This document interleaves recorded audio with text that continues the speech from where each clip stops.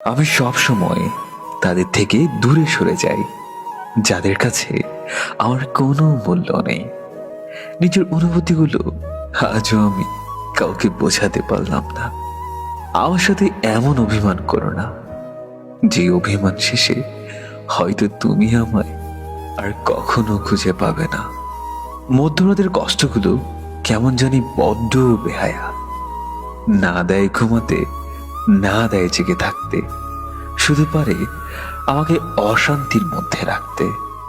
যারা সত্যিকারের ভালোবাসতে চায় তাদের ভাগ্যে কখনো ভালোবাসা জোটে না, শুধু জুটে পুরো পৃথিবী সমান অবহেলা। যত্ন করে কাঁদানোর জন্য আপন মানুষগুলোই যথেষ্ট। তোর দেওয়া সন্ধ্যাটাই ছিল ভালো, আজ আর আমার সাজানো সকালটা আমার কাছে ভালো লাগে না। আমার স্বপ্নটা হচ্ছ তুমি, আর আমার বাস্তবতা হলো আমার চোখের নীরব জল। আমি জানি সে আমার নয়, তবুও কেন তাকে হারানোর ভয় হয়।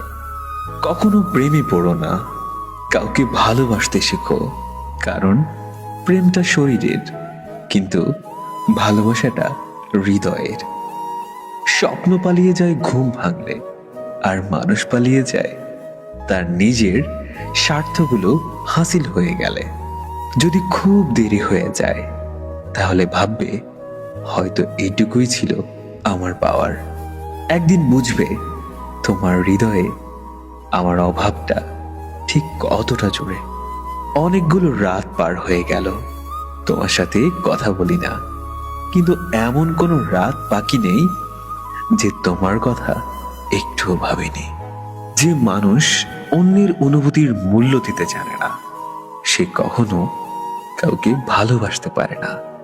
ভালোবাসা এমন এক বদ অভ্যাস, যেটার কারণে মানুষ এক মুহূর্ত আনন্দ পাওয়ার জন্য সারা জীবন কষ্ট সইতে দ্বিধাবোধ করে না। যদি কাউকে ধোঁকা দিয়ে থাকো তাহলে ভেবো না সে বোকা, শুধু এটাই ভাববে সে তোমাকে এতটাই বিশ্বাস করেছিল যার যোগ্য তুমি নও।